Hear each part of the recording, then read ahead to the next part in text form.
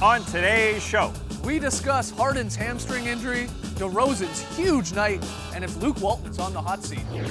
Isaiah Thomas is back tonight on NBA TV. 3D gives us the deets from Cleveland. And it's time to stop procrastinating and make some NBA New Year's resolutions. It's Tuesday, January 2nd. The starter starts now.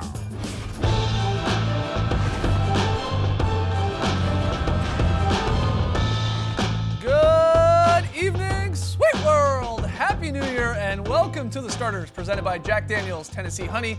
Whether you're joining us live right now on NBA TV, watching us later on YouTube, listening to the podcast, doesn't matter. We're very happy to have you. I'm Jay Skeets, and alongside me, as always, that's Tess Millis. Better posture in 2018. Yeah! To his right, it's the international man of mystery, taking it to the max, Lee Ellis. Friend. Lily. Lily, and last, certainly not least, over yonder, that is the bearded one. That's Trey Kirby.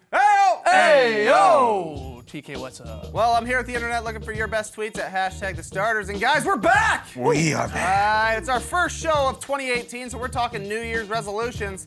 In particular, NBA New Year's resolutions. Basically, how are you going to change the way you watch the league this year? For me, I just want to be a little bit more optimistic. So when I see a guy like Elfrid Payton shooting an air ball because his hair's literally in his eyes, I'm not going to say that's ridiculous. I'm not going to say that you need to get a haircut if you can't shoot because of your hair. I'm going to applaud you for that unique look and for giving us a new definition for the word hairball, which is now a shot that you airball because of your hair. Nonetheless, we want to hear from you, so let us know on Twitter. What's your NBA New Year's resolution? Send us your best tweets to hashtag the starters. We'll hear from you later. All right, get those tweets in. Fun show tonight. We're going to talk to Dennis Scott live in Cleveland about Isaiah Thomas's much anticipated return, coming back to play for the Cavs. We will have a fun New Year's resolution edition of Fill in the Blank. We got Lee's very solid play, the first one of 2018. It's a beauty too. You don't want to miss it. But let's start What a plug. with some true or false questions. A lot going on here. You know, we were off, but the NBA continued on. So Trey, hit us with those true or false cues. Okay. James Harden is leading the league in scoring. He's third in assists per game, but now that he's going to miss at least 2 weeks with a strained left hamstring, he might see his MVP candidacy go up in flames like an old Christmas tree on a bonfire. Guys, we still got a lot of basketball to play, but true or false, James Harden's injury will cost him MVP. I'm going to say no. It all depends on when he comes back. As Trey said, reevaluate in 2 weeks. But James Harden is resilient. Last 3 years, hasn't missed a game. He's played in 96% of games throughout his career. This is the most severe injury he's ever sustained in his 9-year career. So I think he's going to fight back. If you remember last year, he had that wrist injury. He tried to fight through it. So I assume he'll be back in a couple of weeks. So this is just an assumption. I've got no idea. But if he comes back in a couple of weeks, that's 7 games. And that's totally fine. LeBron missed 6 games in a couple of his MVP seasons. 7 is okay. He hasn't missed a game yet. It could cost him if you thought it was his MVP trophy to lose. But if you thought this was already LeBron's anyway, then it doesn't really matter because we know LeBron's been playing at an incredible high level. After those first couple of weeks, the Cavs got off to a bit of a slow start. But the concern further to me here with James Harden, you mentioned how resilient he's been, but is this perhaps the first indication that maybe things are starting to wear on him a little bit because of his incredible workload, a hamstring injury? Because if he comes back and that continues to bother him, then that could certainly derail his season more than just this 2-week period. So he has to come back. He has to get back to that incredibly high level that he was playing at straight away, and then we're going to see the severity of that injury. But hamstrings are one of those things that unless it's fixed properly and it's 100% cured, this could actually linger a little bit. But sure. This could also, I'll look at it a different way, this could help his MVP case. If the Rockets, and they were struggling there with Harden in the lineup, they went on that little losing streak. But if they continue to struggle and the L's still come and he's not in there, then at times voters go, well, look at the Rockets couldn't put together wins without their best guy. I do agree with you, Taz. I think it's just the length of it comes into issue. If he's out 2 weeks, it's probably no big deal at the end of things. If he's out a month, and it's in play here because they're saying he'll be reevaluated in 2 weeks, a grade 2 sprain is a partial tear. It is one of those injuries that can linger and you want to get it fully healthy. That could come into play. So It could be anywhere from 2 to 8 weeks, really. That's exactly right. And they don't want to rush him back at all. I mean, James Harden wants an MVP. I think at times a lot of people think he probably should have already had an MVP. But that's not going to dictate whether he gets eventually into the Hall of Fame or anything like that. He's trying to bring a title back to Houston here. You need a healthy James Harden and a healthy Chris Paul come playoff time to have any chance at all to beat the Warriors. So I think I look at it as maybe a little blessing in disguise here for the Rockets. D'Antoni can work on trying to create a little bit of a bench atmosphere with this squad, go a little deeper into the rotation because he's forced to here. And again, just wait, let James Harden rest. As Don't long, rush him. as long as he does rest, because I think it's fair to say critics would say James Harden tried to fight through injuries last year because he wanted an MVP trophy, and that for that reason only, which isn't a good thing for the Rockets. I think, listen, Chris Paul was out during a lot of this slide. So was Clint Capella. So was Nene, for a game. So they were desperately needed those guys back. They're all back. Now it's Chris Paul time. I mean, Chris Paul knows how to run a show very, very well. So it's time for him to run it. I want to say something about LeBron James, though. I do think he is going to slow down at some point. I know he's LeBron, and it's dumb to say that because he never slows down. But 7 straight finals, to get to an 8th, he does have slowed down. Now, Isaiah Thomas coming back tonight. Right. We'll talk about it a little bit later. I think he knows. Let IT do his thing for a little bit. And the Cavs know how to just slow it down a bit and not care so much about the 1 seed in February and March. Yeah, LeBron doesn't care about the 1 seed really at any time. But he's going to get his rest as well throughout the season. He's probably going to miss 5, maybe probably not 10 games, but probably more somewhere between 5 and 10 because that's what he does. But when he is focused and locked in like we've seen him to close out the year of 2017, it's going to be hard for me to see him sort of take a step back because I think he's kind of got that in his focus that he's like, I deserve another MVP. He's certainly got the support, I think, of the fans and the public watching him. Yeah. So, And the media. and the media, for sure. So it's going to be a pretty fascinating race. But I think James Harden, if he's rested, gets back, then he can get himself back in the conversation pretty Fair quickly. enough. Trey, what's the next one? All right, DeMar DeRozan scored an all-time Raptors record 52 points in last night's overtime win against the Bucks, and he did it while knocking down a career-high 6 threes. Nice work. Sneaky D's is 10th in the league in scoring, and the Raps are 2nd in the East. So true or false, DeMar DeRozan should start the All-Star game. DeMar DeRozan has the most points in a single game in Raptors franchise history. That's a little surprising. I think it's better than Terrence Ross having the record there Yeah. with Vince, which made sense, obviously, with 51. Yeah, But surprising Terrence Ross night. being He's in had there more was- than Vince. Yes. To me. I mean, DeMar's growth has been incredible, but he should start. Mainly because I love the Raptors. Well, he started last year. Yeah. He did, He yeah. started the All-Star game last year with Kyrie Irving. And that, in theory, right now, to me, should be the 2 guys starting as well. Kyrie's going to be in there very, very likely because not only is he's a fan favorite, but his team is the best team in the East, in the Celtics. And then it's DeRozan or who? Beal, Oladipo. Ben Simmons. Ben Simmons is very, very unlikely, He's unlikely with the but Sixers this record. is the competition he's going up Yeah, against. I anyway. think Oladipo is a legitimate. Missed a couple of games and the paces have cooled off as well. Yeah, that's part of it. Yeah, but I'm combining Wall and Beal there. Bradley Beal is, I think, his most likely competition for that spot because he's been. You think really he should make the All-Star game this year? I think he's due. Yes, he was He's Player due, of the Week sure. this week, first time Yeah. in his career. No, but he's been on a par with DeRozan. If you look at the numbers, DeRozan's got the wins for sure. Yeah. And DeRozan has sacrificed his game this year as well, getting more assists, scoring a little bit less, shooting the 3 ball better recently. Not sure if that's going to be a continual part of his game, but yeah, he deserves to start right now. He's got 20 made threes in the last 2 Yeah. weeks, DeMar DeRozan, and on fire for him. But that's a huge part. I mean, you've seen the impact it's had on this team. It definitely opens up things more. And I got more excited not only about the threes that he hit, the 8 assists too, because he had 21 in the first quarter against the Bucks last night. And then they zeroed in, like, as they did in the playoffs, well, let's start running a second guy at him. Let's try and get the ball out of his hands. And DeMar DeRozan was making some plays. Yeah. Finding guys that he can now knock down shots for this Raptors team. So I think he should be starting. It's ultimately not up to just me or anyone. It's the votes It's out not up there. to you this year? No, they, for some reason said, no, it's not up to the Skeets. But That's surprising, actually, that the Raptors have only ever had 3 guys ever score 50 points in Yeah. 23 years. It, Isn't it it? hasn't been a fantastic 23 years or whatever it's been. Hey, However, 50's a lot, guys. 50's a lot. 50's a lot, but you think VC would, Yeah. cram a couple 52, 53s in there. But we'll see some more 50-point games from DeMar DeRozan if the three-point shot is for real. I mean, they'll start adding up when you hit 4 or 5 of them in a game. He's still going to get to the line a ton. He's still got the mid-range game. So we'll see another couple of these from him. He just had 45, his career high, before getting the 52 against the Bucks. I think he should be there, but Oladipo and Beal, their numbers are very, very similar to DeMar DeRozan's, but the Raptors have the wins on them. For right sure. now. Yeah, and DeMar has dropped off since last year. Like, his numbers are down because Yeah. he's taking 3 less shots because they're getting the team involved. But sometimes when you're scoring 50 plus, you're hot, just shoot, man. Yeah. Shoot as much as you want. Final one, Trey. All right, after last night's blowout loss to the Timberwolves, the Los Angeles Lakers haven't won in nearly 2 full Kobe weeks, as the team has lost 7 straight games and 15 of 18 overall. Even worse, over the break, they held a dreaded team meeting, which always gets the rumor mill pumping. True or false, Luke Walton is on the hot seat. Nah. That's false. It's true. Why is it false? Because what are the expectations for this team? Better than they were, right? Better than they're doing right now. They started off Really? 8 and 10. Absolutely. The Lakers don't think aren't so. expecting to win the championship this year, but this is the thing. They've dropped off badly. Offensively, it's not great. Defense is okay. This is not Magic Johnson or Rob Pelinka's guy as well. And I think that's key because then these guys came in, they want to make a splash. They want this to be their team. Luke, they inherited, and they thought they can't really fire him for no reason. He's into the second year now of a 5-year contract. If things don't improve, if he loses that locker room a little bit, I wouldn't be surprised if the Lakers make a change. I just think they're playing against the West, and they haven't had their starting point guard for 5 of those games, who leads a very young team. They've had injuries for sure. They're really, I mean, look at these 7 games. A back-to-back with Golden State and Portland. Okay, that's fine. You play Christmas Day against the Timberwolves. Yeah, they lost the game against the Grizzlies. Maybe they should have won again. You know, Lonzo Ball is out. They're going to lose a game or two here. They play the Clippers with Blake Griffin back, then a back-to-back with the Rockets and Timberwolves. This is the Western Conference.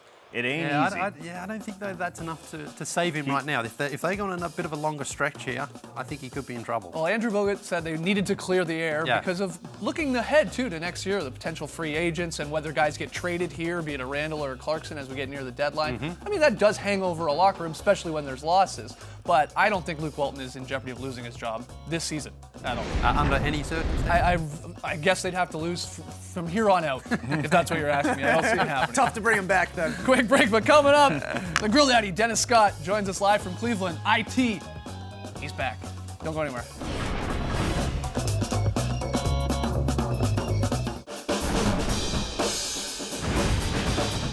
New year, same players only, double bill tonight on the network. Blazers Cavs gets the party started at 7 p.m. Eastern, followed by the Grizzlies and Clippers. And joining us now, live from the land, it's the Grill Daddy himself, Dennis Scott.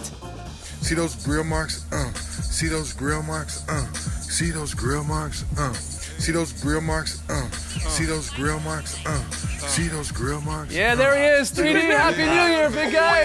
Happy New Year. Them grill marks are still hot, baby. All right, that's fantastic. Look, this is also hot news here. Isaiah Thomas makes his much anticipated return tonight to the Cavaliers. What should we expect from IT in terms of minutes, his performance, and how the Cavs sort of try and integrate him? Well, because they've been chopping at the bit, just like Isaiah's been chopping at the bit to get on the floor. You go around town, you talk to the people. They're super excited because they understand the young man's worked so hard to get back to an MVP-type level. How many minutes he will play? Well, talking to the coaching staff, he may play 5 minutes, he may play 10 minutes. The bottom line is doesn't go with the flow. But after listening to LeBron James this morning, he's trying to figure out how does he fit in. He's been around for the last few months, obviously recovering, things of that nature, but we don't know until we get out there and know what he loves to do. I watched a lot of film on him, obviously played against him, a lot over the last couple of years, so I know what he's good at, and know what he does best. So, it's very important for myself and us to see how, he could be best for our team. Yeah, we'll find out soon enough with that game again coming up here on NBA TV.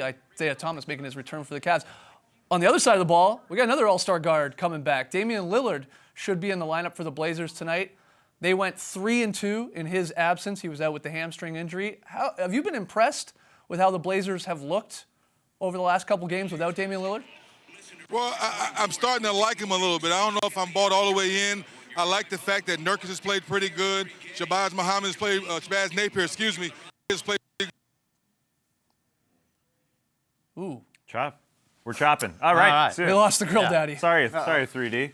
It's a little choppy That there. wasn't our choice. Off the That was grill. the video gods right there. Well, let me then ask you guys here about the Blazers, because this is a team I feel like we haven't talked a whole lot about this year. They're 19-17. Again, as I said, Lillard missed 5 games there. They went 3-2 in that stretch, didn't beat the greatest teams in the league. Are we, not talking about this team on purpose? Makes sense. We're perfectly rated the Blazers. What do you think? I'm kind of with 3D. I do not buy in fully. Really? Yeah. What's any reasoning though? Their defense is top 3 in the league, which is shocking to a lot of Yeah. people. The offense not as great, but what's wrong? I think when you look back in the last couple of seasons, when they get to the playoffs, they're an okay team, but they just still are lacking something to really compete with the Warriors and with the Spurs and with the Clippers when they've been there in the Thunder.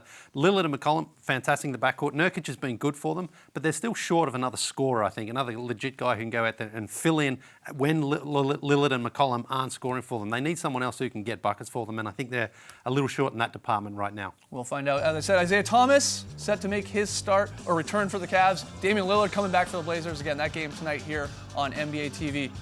I'm so sad we didn't get to ask Steph Scott his New Year's resolution. I got a feeling it would be something about being on the grill more. Yeah, that's what I wanted. Yeah. Check Instagram. It's probably on there. All right. New year, new meats. When we come back, we'll have our own NBA New Year's resolutions.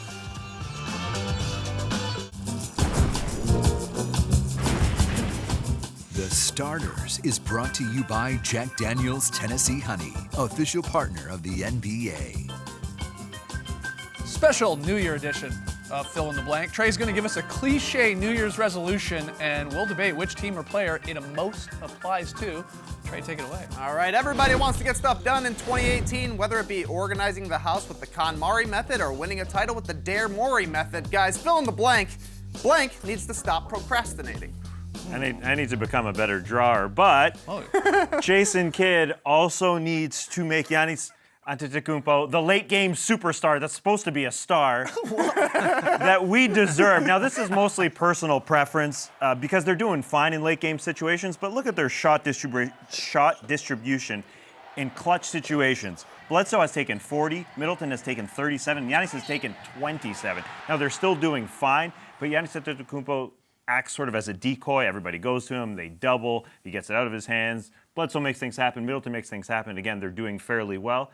But let's just make this happen. Let's just speed it up. Giannis is a superstar. He is unstoppable. Let's get a little bit more creative. And maybe they're saving it for the playoffs, which would be a good tactic. But Giannis is literally unstoppable. And the D is far more important, but I just want to see Giannis work it out because he is incredible. I'm going with the Jazz now. I think it's time to unleash Donovan Mitchell. He's been fantastic. He hasn't been unleashed? Well, what I mean is I think first quarter, let him go wild, give him the ball, make him run the offense, because I think we're starting to see that he is a better late game executor of the ball, of their offense, than Rubio.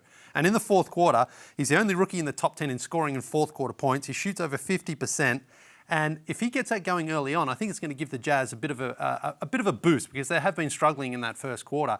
He is awesome to watch, and I think the recent evidence suggests, and Snyder put Rubio on the bench the other night against the Cavs when they had that win.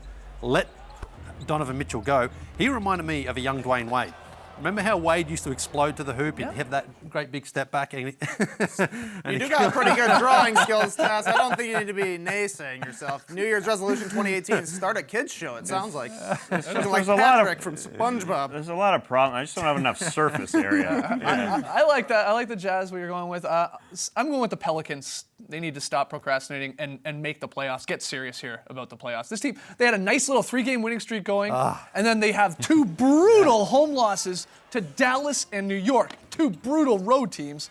You know, Schumann pointed out in his recent power rankings, they have a relatively easy January schedule, 9 of their 14 games against teams currently at or below 500. Now is the time to put some separation between that 9th place team, which is the Clippers. That's going to be really the only other team, very, very likely, maybe the Jazz, that will be challenging to get in there. The Pelicans should be they're still a 500 team. They need to be better, and they need to get into the playoffs. So stop procrastinating and get it together. do it, Pelicans. It's a scary time for them because Blake has come back. Clippers could jump him. That's exactly right. All right, next one, Trey. Mindfulness is big again this year. So at this point, if you're not thinking about not thinking, you're really not thinking. Really makes you think. Guys, fill in the blank. Blank should be more mindful. Who's got to get that headspace in? I'm going with Minnesota Timberwolves coach Tom Thibodeau.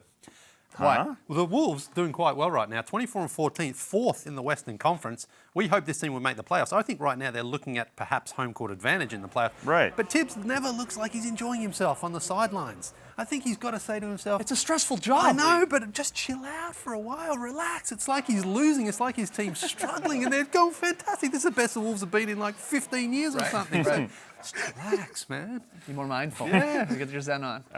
The Washington Wizards need to be a bit more mindful because they play to their competition. That's a wand, everybody. Oh, wow. It's getting worse. Yeah, for sure. They're 11-6 versus teams that are 500 or better, and 10-10 versus teams below 500. Wall said we are, quote, playing for stats against bad teams. I don't know what that means. I mean, I guess what he's trying to say is we kind of go one pass, shot, you don't move the ball around. You got to be more mindful. You were playing against yourselves. Move that rock around. I'm going with Ron Baker. He needs to be more mindful when he should and shouldn't jump in the NBA. Your business decision here, because he got destroyed by Anthony Davis. And look, he's trying to make a strong defensive slide over rotation to protect the rim. He gets a posterization. He got the personal foul, the hard fall, and a left orbital fracture because he's out tonight. We did get these crazy picks. Just crazy picks of AD getting the best of him. There goes Baker flying out of the way. And then, there's a look at his, he got dunked on so hard, his face broke, which isn't great. So, Ron Baker, just be a little more mindful when AD's coming baseline there. All right, when we come back, Lee's first very solid play of 2018.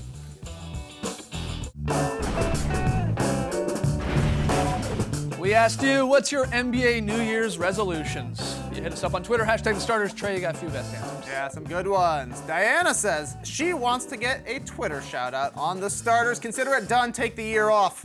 Andrew says my New Year's resolution is to cool it with the hot takes. Not every player is trash or a future All-Star. Very smart. And Mig says for every wedgie here on out in 2018, I'm gonna eat a pocket dog. Gross. But a VSP is really that solid for me. One banana. It's an important one coming up here soon. Oh, really, really nice. All right, tonight's Pick 'em Play. We're starting it all over again here in January. Hornets Kings on League Pass. Trey, Lee, Tass have the Hornets on the road.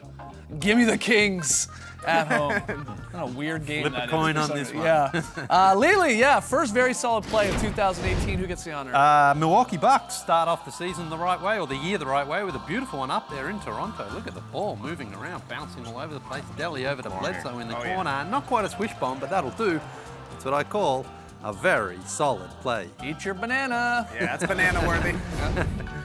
Great news, guys. We had 2 wedgies in the 74 games played since we last did a show.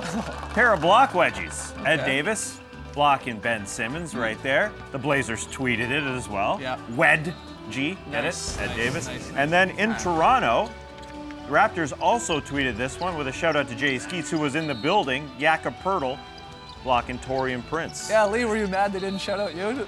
I tried to get a photo of it, but it was so quick. So. It was a quick one. 16 total wedgies. We're slow on the pitch. Yeah. Some other great news, guys. We had a pigeon. If you don't know, pigeon is when the ball gets stuck on top of the backboard. And JJ Barea having a little bit of fun with Dirk Nowitzki. Some good old boost humor, yeah. I knew we'd get a couple laughs in the studio if we showed it twice. Real nice. Boost humor. This is so good how this is still the way to get a ball back. Yeah. I like it. Oh, we got some Oh, yes, time we for do. some fan This is time. Colin at Oracle last year, late in the season, late in the year, you know what I mean. Second NBA game, second starter sign. He's 2 for 2, fantastic. This is from Taylor. She's saying, thanks, starters, for making me an NBA fan.